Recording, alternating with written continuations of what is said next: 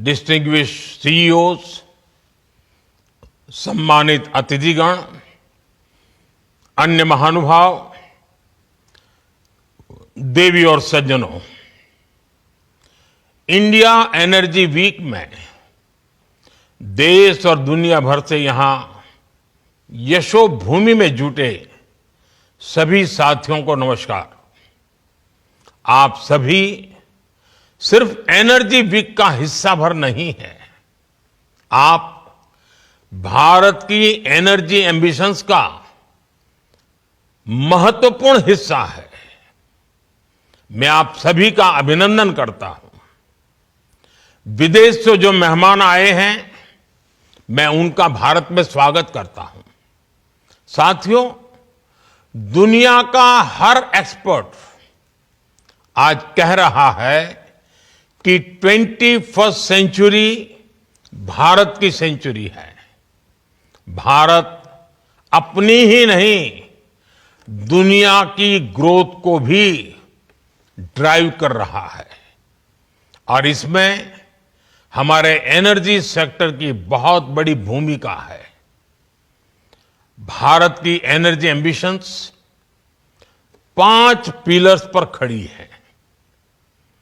हमारे पास रिसोर्सेज हैं जिनको हम हार्नेस कर रहे हैं। दूसरा, हम अपने ब्रिलियंट माइंड्स को इनोवेट करने के लिए प्रोत्साहित कर रहे हैं। तीसरा, हमारे पास इकोनॉमिक स्ट्रेंथ है, पॉलिटिकल स्टेबिलिटी है। चौथा, भारत के पास स्ट्रेटेजिक ज्योग्राफी है जो एनर्जी ट्रेड को ज्यादा आकर्षक और आसान बनाती है। और पांचवा, भारत ग्लोबल सस्टेनेबिलिटी के लिए कमिटेड है।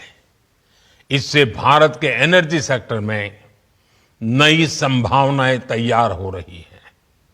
साथियों, विकसित भारत के लिए अगले 2 दशक बहुत अहम है और इसमें आने वाले 5 साल में हम अनेक बड़े पड़ाव पार करने वाले हैं। हमारे बहुत सारे एनर्जी गोल्स 2030 की डेडलाइन के हिसाब से अलाइन किए गए हैं। साल 2030 तक हम 500 gigawatt renewable energy capacity add करना चाहते हैं। साल 2030 तक भारतीय रेलवे ने नेट जीरो कार्बन एमिशन का टारगेट रखा है। साल 2030 तक हम हर साल 5 million metric ton green hydrogen कर सके, ये हमारा लक्ष्य है। हमारे ये टारगेट्स काफी एम्बिशियस लग सकते हैं, लेकिन बीते 10 साल में जो भारत ने हासिल किया है, उससे ये विश्वास पैदा हुआ है कि ये टारगेट्स भी हम जरूर हासिल कर लेंगे। फ्रेंड्स, बीते 10 साल में भारत 10th लार्जेस्ट से 5th लार्जेस्ट इकोनॉमी बना है। बीते 10 वर्षों में हमने अपनी सोलर एनर्जी जनरेशन कैपेसिटी को 32 टाइम्स बढ़ाया है। आज भारत दुनिया का तीसरा सबसे बड़ा सोलर पावर जनरेटिंग नेशन है। हमारी non fossil fuel energy capacity 3 गुना बढ़ी है।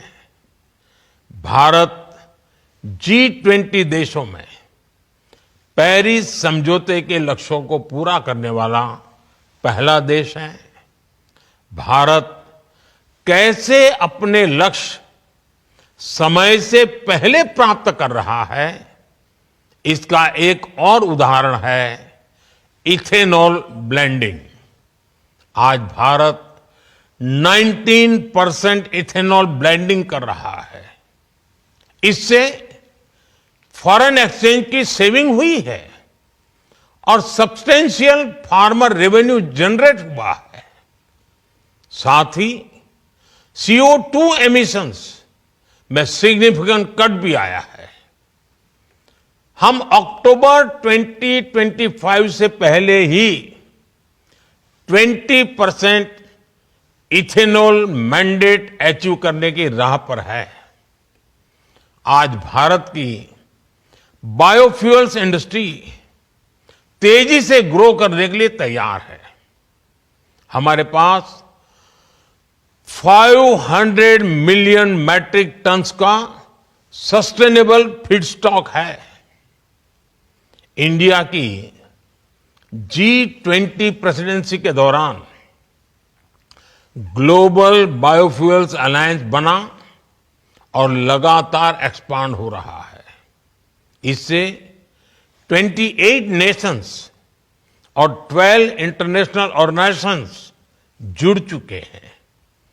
ये वेस्ट को वेल्थ में ट्रांसफॉर्म कर रहा है और सेंटर्स ऑफ एक्सेलेंस सेट कर रहा है। साथियों, भारत अपने हाइड्रोकार्बन रिसोर्सेज के पोटेंशियल को पूरी तरह से एक्सप्लोर करने के लिए निरंतर रिफॉर्म्स कर रहा है। बड़ी डिस्कवरीज और गैस इंफ्रास्ट्रक्चर के व्यापक विस्तार के कारण हमारा गैस सेक्टर एक्सपांड कर रहा है। इससे हमारे एनर्जी मिक्स में नेचुरल गैस का शेयर बढ़ा है। भारत अभी 4th लार्जेस्ट रिफाइनिंग हब है और हम अपनी कैपेसिटी 20% तक बढ़ाने में जुटे हैं।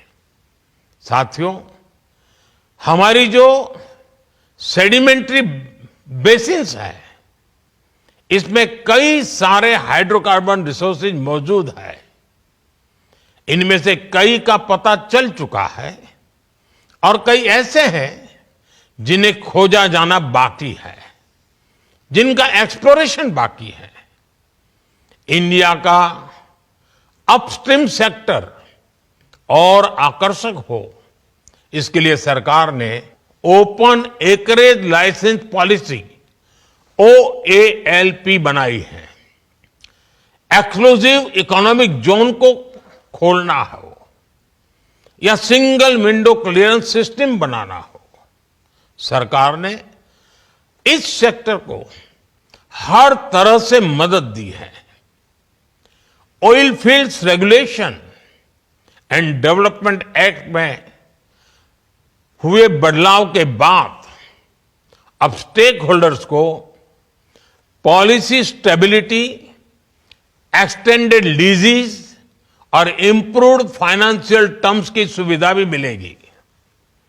सरकार के इन रिफॉर्म्स के कारण समुद्री क्षेत्र में ऑयल और गैस रिसोर्सेज की खोज करने, इनका प्रोडक्शन बढ़ाने और स्ट्रेटेजिक पेट्रोलियम रिजर्व्स को मेंटेन करने का काम आसान होगा।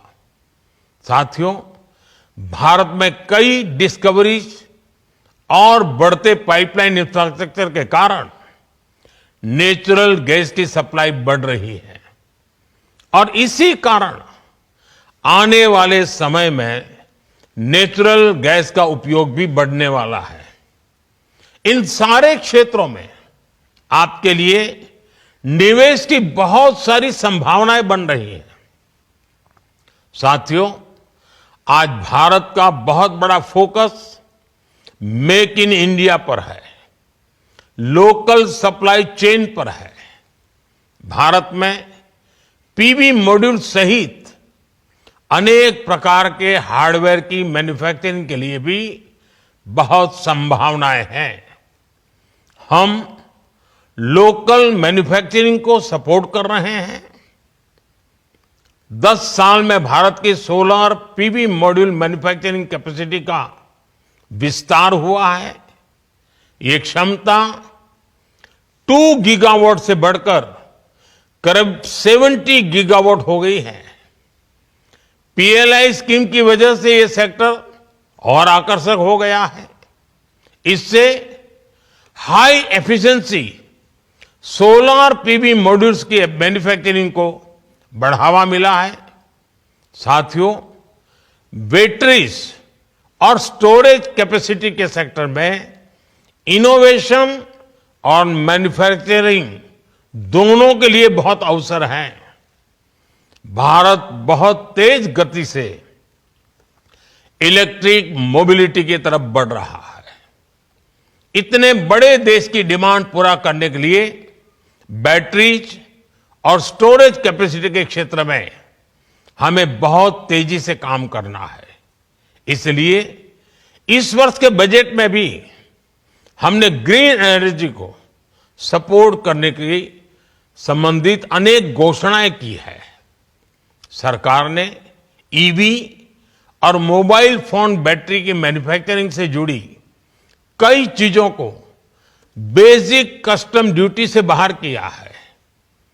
Cobalt powder, lithium ion battery waste, lead, zinc ऐसे अनेक क्रिटिकल मिनरल से ड्यूटी हटा दी गई है। नेशनल क्रिटिकल मिनरल्स मिशन भी भारत में एक सशक्त सप्लाई चेन के निर्माण में बड़ी भूमिका निभाएगा। नॉन लिथियम बैटरी इकोसिस्टम को प्रमोट करने की दिशा में भी हम आगे बढ़ रहे हैं। इस वर्ष के बजट में हमने न्यूक्लियर एनर्जी सेक्टर को भी ओपन कर दिया है। एनर्जी में हो रहा हर इन्वेस्टमेंट नौजवानों के लिए नई जॉब्स क्रिएट कर रहा है, ग्रीन जॉब्स के अवसर बना रहा है। साथियों, भारत के एनर्जी सेक्टर को मजबूती देने के लिए हम इसे जनता की पावर से लैस कर रहे हैं। हमने देश के सामान्य परिवारों और किसानों को ऊर्जा दाता बनाया है। बीते साल हमने पीएम सूर्यघर मुफ्त बिजली योजना शुरू की। इस योजना का स्कोप सिर्फ एनर्जी प्रोडक्शन तक ही सीमित नहीं है।